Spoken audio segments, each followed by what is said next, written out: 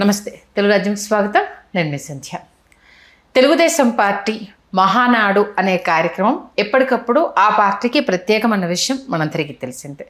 అందులోనూ ఇవాళ ఎన్టీఆర్ గారి జయంతి సందర్భంగా అటు ఎన్టీఆర్ కుటుంబ సభ్యులంతా ఎన్టీఆర్ ఘాట్కు వెళ్ళి నివాళులర్పించారు. ఈ నేపథ్యంలో ఎప్పటికప్పుడు పార్టీకి సంబంధించి సంస్థాగతంగా నిర్ణయాలు కావచ్చు, పార్టీ ఎలా ముందుకు వెళ్ళాలి, ఇంకా ఏ విధంగా బలోపేతం చేయాలనే అంశానికి సంబంధించి మహానాడు వేదికగా అనేక నిర్ణయాలు తీసుకుంటారు. ఈ నేపథ్యంలో అసలు మహానాడు మొదట ఎప్పుడు ప్రారంభమైంది, దీని ప్రారంభాన్ని ఎవరు దీనికి అంకురార్పణ వేసింది అనేది అప్పటి నుంచి ఇప్పటి వరకు అప్రతిహతంగా ఇది కొనసాగుతున్న తీరును మనం చూస్తున్నాము. అలాగే ఈసారి మహానాడులో ఒక అంశము బాగా వైరల్ అయిన విషయం తెలిసిందే. దానికి సంబంధించి అలాంటిది ఏమీ ఉండదు అనేసి లోకేష్ గారు కుండబద్దలు కొట్టారు. దాని గురించి కూడా ఒకసారి డిస్కస్ చేసే ప్రయత్నం చేద్దాం. చరిత్రకారులు, సినీ రాజకీయ విశ్లేషకులు చిలక శ్రీకాంత్ గారు మనతో ఉన్నారు. ఆయన మాటలు. శ్రీకాంత్ గారు నమస్తే. మహానాడు తెలుగుదేశం పార్టీ పండుగ. ఎందుకంటే కనీవిని ఎరగని రీతిలో ఎప్పటికప్పుడు అది ఎంత అద్భుతంగా జరుగుతుంది అనేది దశాబ్దాలుగా మనం చూస్తూనే ఉన్నాము. ముందుగా ఈ మహానాడు కార్యక్రమము ఎప్పుడు ప్రారంభమైంది, ఎవరి ఆలోచన ఇది? ఇది ఎన్టీ రామారావు గారి బ్రెయిన్ చైల్డ్ అండి. ఆయనకేంటంటే పార్టీ వార్షికోత్సవాన్ని ప్రతి ఏటా నిర్వహించాలి, ప్రతి ఏటా నిర్వహించి కొన్ని విధానపరమైన నిర్ణయాలు తీసుకోవాలి, అట్లాగే కార్యకర్తల్ని నాయకుల్ని ఏంటంటే వాళ్ళని కర్తవ్యోన్ముఖుల్ని చేయాలని చెప్పి రామారావు గారి మదిలో మెదిలినటువంటి ఆలోచనకి కార్యరూపమే మహానాడు. ఆయన 1983 జనవరి 9 ఆంధ్రప్రదేశ్ రాష్ట్ర ముఖ్యమంత్రిగా ఆయన ప్రమాణ స్వీకారం చేసిన తర్వాత ఆయన మే 28 ఆయన జన్మదిన మహోత్సవ శుభ సందర్భంగా ఆయన మహానాడు కార్యక్రమాన్ని రూపకల్పన చేసి ఇవాళ నాచారంలో ఉన్నటువంటి ఆశ్రమం ఏదైతే ఉందో మొదట అక్కడ నిర్వహించేవాళ్ళు ఆ కార్యక్రమాన్ని. ఆ తర్వాత ఏమైందంటే అది వెలుపలికి వచ్చి భారీ బహిరంగ సభగా విశాలమైనటువంటి మైదానాలలో మన గ్రౌండ్స్లో జరిగేటటువంటి ఆచారంగా మారింది. వాస్తవానికి మొదట ఒక రోజుతో అనుకున్నటువంటి కార్యక్రమం ఒకరోజు సరిపోదని అర్థమై 3 రోజులు తర్వాత 3 రోజులు నిర్వహించేవాడు. 27, 28, 29 లేదా 28, 29, 30 అలా ఈ 3 రోజులు షట్రసోపేతమైన విందు భోజనాలు, సాంస్కృతిక కార్యక్రమాలు, సభా సమావేశాలు, ప్రతి ఒక్కరికి మాట్లాడటానికి అవకాశం ఇచ్చి, ప్రతి నాయకుడికి అవకాశం ఇచ్చి, ఔత్సాహికులకు అవకాశం ఇచ్చి సెషన్స్ వైజ్ వాటిని ఆర్గనైజ్డ్గా దానిని వాళ్ళు కొనసాగించినటువంటి విధానం అద్భుతం, అద్వితీయం. అదే తెలుగుదేశం పార్టీ బలమైనటువంటి తాత్విక పునాది. ఈ 3 రోజుల కార్యక్రమం వల్ల ఏమవుతుందంటే కార్యకర్తలు చాలా వాళ్ళు ఏంటంటే సుశిక్షితులై కార్యకర్తలు ఒక ఉత్సాహభరితమైనటువంటి వాతావరణంలో వాళ్ళు పనిచేస్తారు. ఈ ఉత్సాహభరితమైనటువంటి వాతావరణంలో వాళ్ళు పనిచేయడమే కాకుండా నాయకులందరితో కలిసి కలివిడిగా నాయకుల యొక్క అనుభవాల్ని విని నాయకుల్ని స్ఫూర్తిగా తీసుకుని మనం కూడా భవిష్యత్తులో నాయకులు అవ్వాలనేటటువంటి ఆశలకి వాళ్ళు పునాది వేసుకుంటారు. ఇటువంటి ఒక కార్యక్రమం. అట్లాగే ప్రతిపక్షాల మీద వీళ్ళు చేసేటటువంటి దాడి కావచ్చు. మొదట్లో ప్రతిపక్షాల గురించి ప్రస్తావన చేయడం, ప్రతిపక్షాల గురించి పదే మాట్లాడటం అస్సలు ఉండేది కాదు. అసలు ప్రతిపక్షాల ప్రస్తావన చాలా నామమాత్రంగా ఉండేది. రామారావు గారు జీవించి ఉండగా తెలుగుదేశం పార్టీ విధి విధానాలు ఏంటి, తెలుగుదేశం పార్టీ మేనిఫెస్టోలో ఏవేవి ఆచరణలో పెట్టాము, ఏవేవి కుంటుపడ్డాయి, వాటిని మనం ఎట్లా వాటిని ముందుకు తీసుకెళ్ళాలి, ఇట్లాంటి ఒక చర్చ జరిగేది. అట్లాగే మహిళలకి తర్వాత వెనుకబడిన తరగతులు, ఇట్లా వీళ్ళకి మనం ఏం చేసాము, గత ప్రభుత్వాలు ఏం చేసాయి, అట్లా ఒక నిర్మాణాత్మకమైనటువంటి ఒక చర్చ జరిగేది. అది దీన్ని మీరు సద్విమర్శ అనుకుంటారో లేకపోతే మీరు విమర్శగానో తీసుకుంటారో నాకు తెలియదు. కానీ చంద్రబాబు నాయుడు గారు ముఖ్యమంత్రి అయిపోయిన తర్వాత ఏమైందంటే పదే అదే పనిగా కీర్తించేటటువంటి ఒక కార్యక్రమంగా ఆ తర్వాత మీకు ప్రతిపక్షాలలో మరీ ముఖ్యంగా ప్రతిపక్ష నేతల గురించి అదే పనిగా ప్రతిపక్ష నేతల వ్యక్తిగత జీవితాల గురించి ఇష్టానుసారం మాట్లాడి అక్కడ ఉన్నటువంటి చంద్రబాబు నాయుడు గారి కళ్ళల్లో ఆనందం చూసేటటువంటి వేదికగా కూడా తర్వాత మారిపోయింది. దానికి పరాకాష్ట జేసీ దివాకర్ రెడ్డి గారు వైఎస్ రాజారెడ్డి గారి వంశం గురించి ఆయన మాట్లాడినటువంటిది సాక్షాత్తు మహానాడు వేదిక మీదే ఆయన మాట్లాడారు. సరే, కాసేపు దాన్ని పక్కన పెడితే ఇవాళ ఈరోజు నిన్న ప్రారంభమైంది ఇవాళ జరుగుతున్నటువంటి మహానాడు కార్యక్రమాన్ని కాసేపు వీక్షించిన తర్వాత ఏమైందంటే అక్కడ పదే కార్యకర్తలు లోకేష్ గారిని సీఎం అంటే లోకేష్ గారు స్పష్టంగా తెలియజేశారు, పూర్తి స్థాయిలో మన పార్టీ జాతీయ అధ్యక్షులు ఎవరైతే ఉన్నారో చంద్రబాబు నాయుడు గారు ముఖ్యమంత్రిగా కొనసాగుతారు అని చెప్పి వారు స్పష్టం చేశారు. కాబట్టి మహానాడు సాక్షిగా 2029 ఎన్నికల వరకు చంద్రబాబు నాయుడు గారు ముఖ్యమంత్రిగా ఉంటారన్న విషయం స్పష్టమైంది. ఎందుకంటే ఈ మహానాడు వేదికగానే అనౌన్స్ చేస్తారు అంటూ కూడా రకరకాల వార్తా కథనాలు కూడా వినడం జరిగింది. ఈ నేపథ్యంలో స్టార్ట్ అయిన మహానాడు ప్రారంభమైన దగ్గర నుండి వర్చువల్గానే ఉంటుంది అని అనుకున్నారు. ఎందుకంటే పెట్రోల్ రేట్లు పెరిగిపోవడం ఇదంతా అయిపోయిన తర్వాత వర్చువల్గానే అరేంజ్ చేద్దాం అనుకున్న తర్వాత మళ్ళీ చిన్నగా పెట్టడం అనేది చూసిన తర్వాత స్టార్ట్ అయిన రోజు నుంచి ఎక్కువగా ఇవే నినాదాలు వినిపిస్తున్న నేపథ్యంలో ఇంకా అనౌన్స్ చేస్తారేమో అనుకుంటే మరి దానికి సంబంధించి చెక్ పెట్టేశారు. అది ఇంకా పూర్తి స్థాయిలో చంద్రబాబు నాయుడు గారే ఉండే అవకాశం ఉంటుందా, మరలా ఏమన్నా చంద్రబాబు నాయుడు గారు పూర్తి స్థాయిలో ముఖ్యమంత్రిగా కొనసాగుతారు. 2029 ఎన్నికలకి నారా లోకేష్ గారు, పవన్ కళ్యాణ్ గారు చెరకు 2.5 సంవత్సరాల భాగస్వామ్యంలో ఆ ప్రకటన చేసే వాళ్ళు ఎన్నికలకు వెళతారని రాజకీయ విశ్లేషకులు భావిస్తున్నారు. అది స్పష్టంగా అర్థమైంది.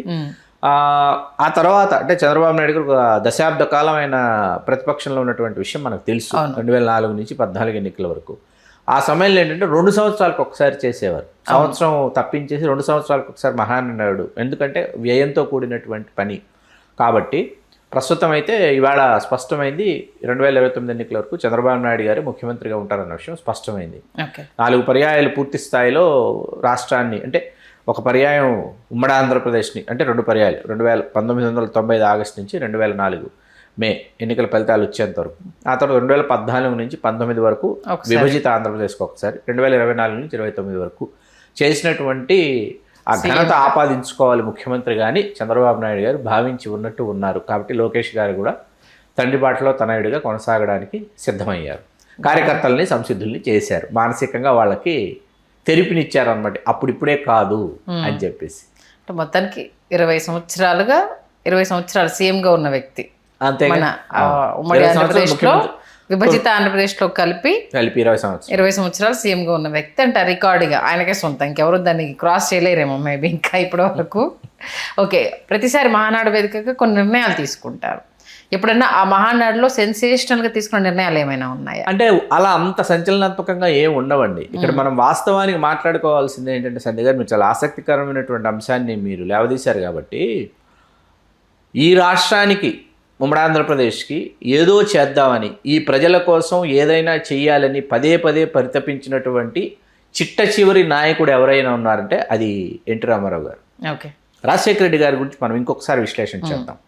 రామారావు గారు ఎందుకు పరితపించారంటే, ₹2 కిలో బియ్యం పథకం ప్రవేశపెట్టి సామాన్యుడికి ఆ బియ్యం అందుబాటులోకి రావాలని, ₹2 కిలో బియ్యం పొందినటువంటి కుటుంబాలని నేను చాలా దగ్గరగా చూశాను, వాళ్ళతో కలిసిమెలిసి తిరిగాను, పెరిగాను కాబట్టి చెప్తున్నాను. అట్లాగే ఈ చౌక ధరల దుకాణం, చాలామందికి రేషన్ బియ్యం షాపులు అంటారు కానీ చౌక ధరల దుకాణము అని ఉంటుంది అనమాట. ఈ చౌక ధరల దుకాణం దగ్గరికి వెళితే ఏంటంటే, వాటిలో ఆ క్యూ లైన్లో నించున్నటువంటి వాడిగా చెప్తున్నాను, గోధుమలు కావచ్చు, ఇట్లా మీకు ఇవన్నీ అసలు ఒకసారి ఆలోచిస్తే సామాన్యుడికి ఇది సరసమైనటువంటి ధరల్లో అందుబాటులో ఉండాలని పరితపించినటువంటి వ్యక్తి ఎన్టీ రామారావు గారు. అక్కినేని నాగేశ్వరరావు గారు ఒకసారి స్వయంగా నాతో, వ్యక్తిగతంగా నాతో మేము మాత్రమే ఉన్నటువంటి ఒక సమయంలో అక్కినేని నాగేశ్వరరావు గారు ఇలాంటి పథకాలన్నీ ప్రవేశపెట్టి ప్రజల్ని సోమరులు చేశాడు, బద్దకస్తులు చేశాడు రామారావు అని అన్నారు నాగేశ్వరరావు. నాకు చాలా బాధ వేసింది ఆ మాట. ఎందుకంటే ఆ ₹2 కూడా కిలో బియ్యం కొనలేనటువంటి దారిద్ర్య రేఖకు అతి దిగువన ఉన్నటువంటి కొన్ని లక్షల కుటుంబాలు ఉన్నాయన్న విషయం అద్దాల మేడలో కూర్చున్నటువంటి వాళ్ళకి తెలియదు. అర్థమైంది, వాస్తవం అది. అలా అది ప్రవేశపెట్టిన తర్వాత మీ కోఆపరేటివ్ సొసైటీస్ అండి, 1995లో ఆయన ముఖ్యమంత్రిగా ఉన్నప్పుడు కోఆపరేటివ్ సొసైటీస్ని నెక్స్ట్ లెవెల్కి, ఒక మామూలుగా ఉన్నటువంటి దానిని ఆ cooperative society, consumer society, worker cooperative society అన్నది రామారావు గారు వేసినటువంటి బీజం అండి. తర్వాత మీరు ఇవాళ మనం మాట్లాడుకుంటున్నట్టు హైదరాబాద్ నగర నడిబొడ్డులో కూర్చొని మాట్లాడుకుంటున్నాం. నిమ్స్ ఎవరి ఆలోచన, నిమ్స్ ఎవరి రూపకల్పన, దాని Nizam institute of medical sciences అని పేరు పెడితే పాపం తెలియనటువంటి వాళ్ళు ఏమనుకుంటారంటే నిజాం కట్టించాడేమో అని అనుకుంటారు. ఎన్టీ రామారావు గారు ముఖ్యమంత్రిగా ఆయన రూపకల్పన చేసి ఆయన దాన్ని ప్రారంభించినటువంటి ముఖ్యమంత్రి ఎన్టీ రామారావు గారు. ఈ సువిశాలమైనటువంటి దక్కన పీఠభూములలో నిజాం ఇక్కడ పరిపాలించాడు కాబట్టి గౌరవార్థం నిజాం పేరు పెట్టారు దానికి. మీకు అర్థమవుతుంది కదా నేను చెప్తున్నది. ఎన్ని సంస్కరణలకు ఎన్టీ రామారావు గారు బాధ్యులండి. మున్సబుకరణం వ్యవస్థల్ని రద్దు చేసింది ఎవరు? గ్రామీణాభివృద్ధి శాఖ అనేది, వాళ్ళు పంచాయతీరాజు గ్రామీణాభివృద్ధి శాఖలు ఇవాళ ఉన్నాయి అంటే దానికి సంబంధించి మండల వ్యవస్థ తీసుకొచ్చింది ఎవరు? మండలాలుగా, నియోజకవర్గంలో మండలాలు ఉండాలి, మండల వ్యవస్థ, మండలాల్లో గ్రామ పంచాయతీ, గ్రామ పంచాయతీలో పంచాయతీ అనేటటువంటి వ్యవస్థలు తీసుకొచ్చింది ఎన్టీ రామారావు గారు. రామారావు గారు లాంటి ఒక సంస్కరణవాది, సంఘ సంస్కర్త లాంటి ముఖ్యమంత్రి మరొకరు పుట్టలేదు, పుట్టబోరు. అంతే కదా. ఆ పునాది మీద ఎన్టీ రామారావు గారు వేసినటువంటి ఒక తాత్విక పునాది ఏదైతే ఉందో ఆ తాత్విక పునాది మీద ఇవాళ చంద్రబాబు నాయుడు గారు, లోకేష్ గారు, బాలకృష్ణ గారు, పురంధేశ్వర్ గారు వగైరా వగైరా ఇవాళ వాళ్ళు ఆ ఫలాల్ని ప్రతిఫలాల్ని వాళ్ళు అనుభవిస్తున్నారు మహానాడు సాక్షిగా. వాస్తవం. నిజంగా ఈవెన్ మహిళలకు సంబంధించి కూడా ఆయన ఆస్తిలో వాటా అన్నది అసలు తీసుకొచ్చింది రామారావు గారు. ఉండాలి. తర్వాత ఈ విషయం మనం మాట్లాడుకొని తీరాలి. తెలుగు భాషకు సంబంధించి రామారావు గారిని అందరూ కొంతమంది చాలా ఎద్దేవా చేస్తారు.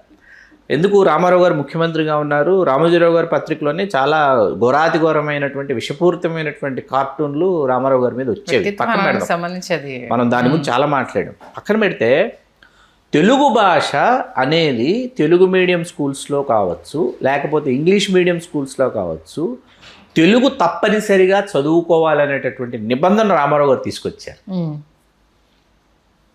ఇంగ్లీష్ మీడియం స్కూల్స్లో కూడా తెలుగు ఖచ్చితంగా వాళ్ళకి తెలుగు ఉండాలి, లాంగ్వేజ్ ఉండాలి, మీరు చదువుకోవాలన్నారు. అలా అని ఇంగ్లీష్ని, హిందీని, ఉర్దూని ఆయన ఎక్కడా తీసేయాల. మీకు ఇష్టం వచ్చిన భాషలో మీరు చదువుకోండి, మీకు ఇష్టం వచ్చిన మాధ్యమంలో మీరు చదువుకోండి, కానీ తెలుగు తప్పనిసరి అన్నాడు. That is NTR. తెలుగు భాష మీద ఆయనకున్నటువంటి, తెలుగు జాతి మీద ఆయనకున్నటువంటి, తెలుగు సంస్కృతి మీద ఆయనకున్నటువంటి, తెలుగు నుడికారం మీద ఆయనకున్నటువంటి మమకారం, అది అధికారం. అది అందుకే వన్ అండ్ ఓన్లీ ఎన్టీఆర్ గారు. వన్ అండ్ ఓన్లీ సినిమా అయిన రాజకీయమైన NTR, one and only NTR. రణకారణ జన్ముడు నందమూరి తారక రాముడు అన్నాను నేను. రణకారణ జన్ముడు నందమూరి తారక రాముడు. రణకారణ జన్ముడవు నీవు నందమూరి తారక రామారావు అన్నాను నేను రామారావు గారిని. మొత్తానికి మహానాడు వేదికగా ఈసారి ఏదో అనౌన్స్మెంట్ ఉంటుంది అనుకుంటే ఒక ఇంత పాపం లోకేష్ అభిమానులను ఎదురు చూస్తున్న వాళ్లకు చప్పగా చల్లబరిచేశారు. అంటే చీలిక రాకుండా చాలా జాగ్రత్తగా వ్యవహరించారని స్పష్టంగా కనిపిస్తుంది.